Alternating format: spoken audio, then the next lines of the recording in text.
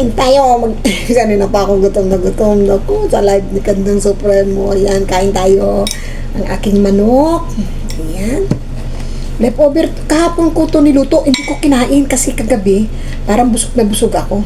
Siyempre, may dalawa akong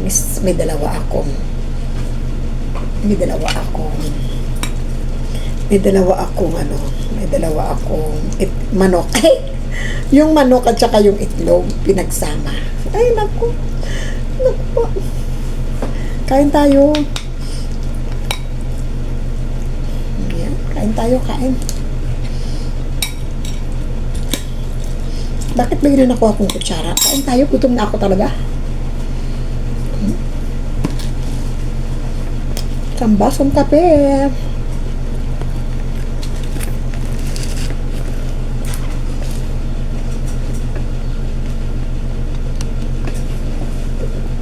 Kain tayo. Basta gutom na ako. Kain kayo lahat.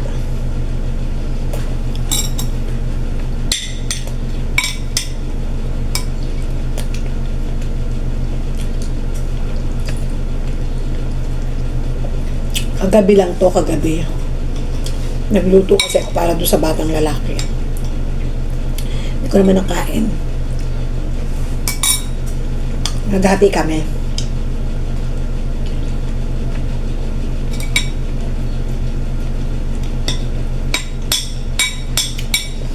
Ang trabaho ko, naghihintay oh. 2 kaldero. Isang chicken breast na nilaga. Patatas na 4 na pirasong malalaki nilaga.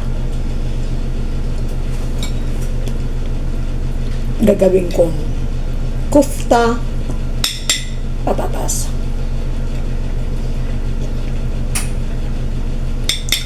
Yung manok na yan, hihiwa-hiwain ko pa yan. Himay-himayin. Tapos si patatas, dudurugin ko naman.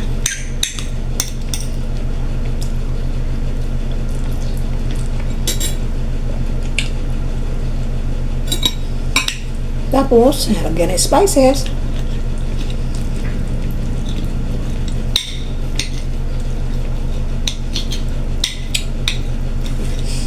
Tapos, lalagyan ng breadcrumbs. Bubilog-bilugin, lalagyan ng breadcrumbs. At saka ng itlog, tsaka harina. Ayan. Busy-busy sa kadudot-dot. Daming trabaho. Pero okay na. Mamaya ko pa naman yung gagawin. Basta inilaga ko na.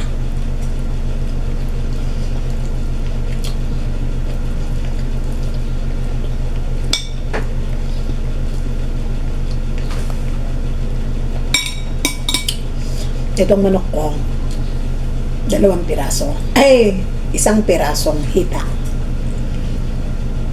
Yung itlog na galing sa manok, 2 piraso.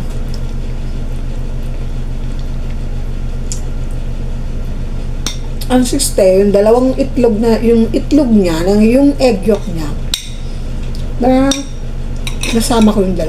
Dapat 1 lang.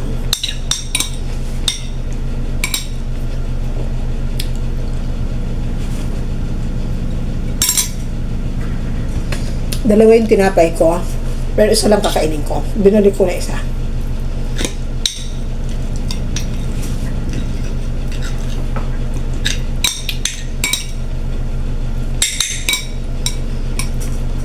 Kain tayo, bala kayo dyan. Basta kain tayo.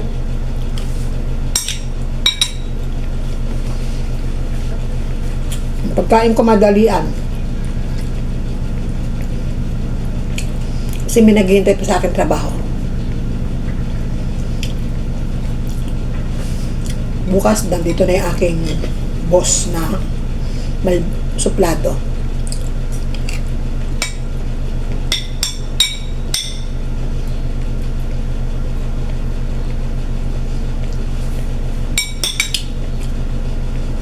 Yung cellphone na yun, muskila. Yung tao sa gilid ng cellphone natin, meron pala ako napindot. Kaya luwabas yung tao na yun sa baba. Diyan sa gilid ng cellphone, pag nakatayo, nandun sa gilid yung mama, nakaharang.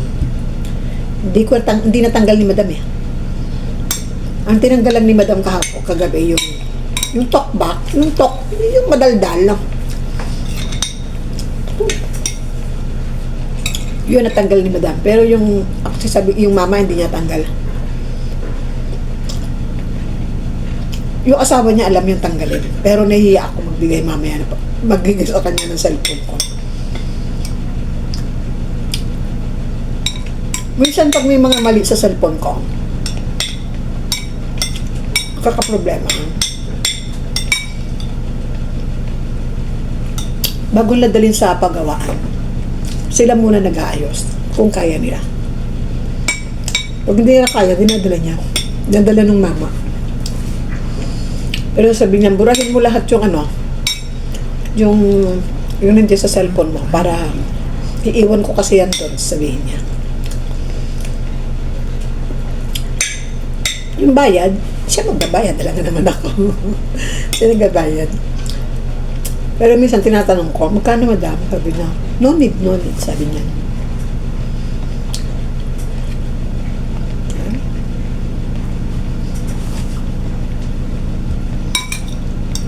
Ilang oras na yan? 6 minuto pa lang pala. Alam mo, until now, hinihintay ko talaga yung kanta ni Bams.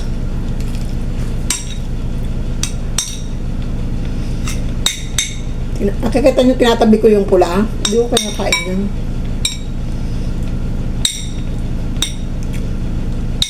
Dalawa kasi yan. Ang ginawa ko, yung isa dapat itatapon ko. Pero sabi ko, iluto ko na lang, kaya tatabi ko.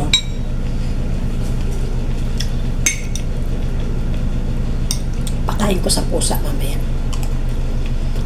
May tira pa akong manok, kain ko sa pusa mamaya. Ang pusa dito, lagi kong iniiwanan ng pagkain yan.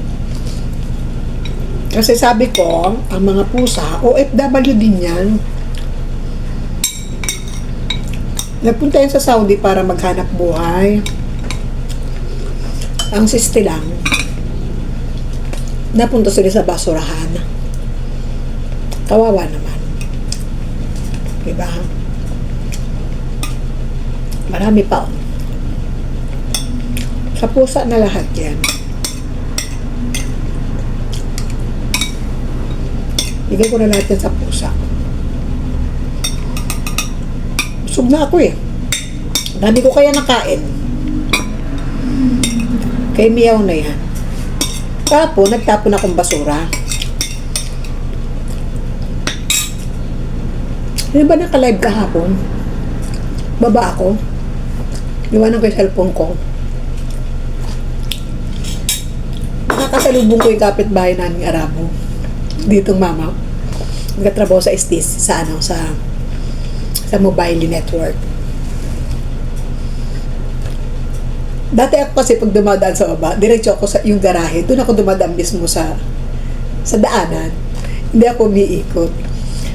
Kapag nakita ko siya, bumukod ako, umikot ako dito. Doon ako dumaan sa isang garahe, doon sa garahe ng isang kotse. Wala laman kasi yung parking. Doon ako umikot.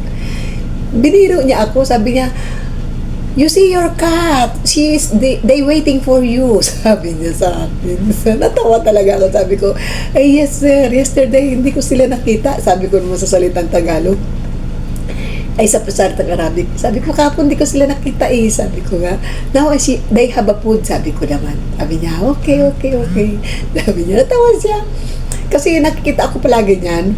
Magbababa ako minsan pag yung may mga galing sa restaurant na mga box o kaya mga disposable na plastic container.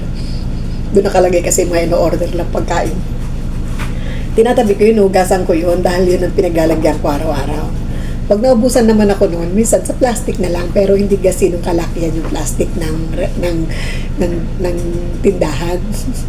Piniro niya talaga ako. Natawa talaga ako. Pag naglalakad, nung papanik na ako sa elevator, binaba naman niya elevator kasi magkapit-bahay nga kami. Nandito kami sa 4th floor. Pinindot niya uli elevator para buwaba sa ground floor. Sabi ko, ala, binaba niya yung elevator.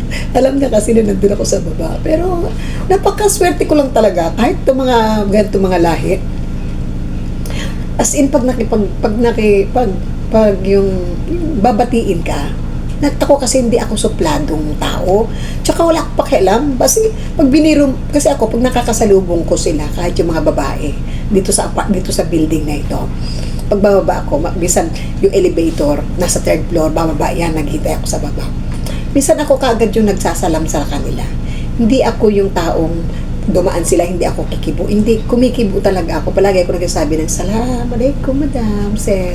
Napakalambing ko pang magsalita. Kaya sila naman, binabalik naman nila yung respeto nila.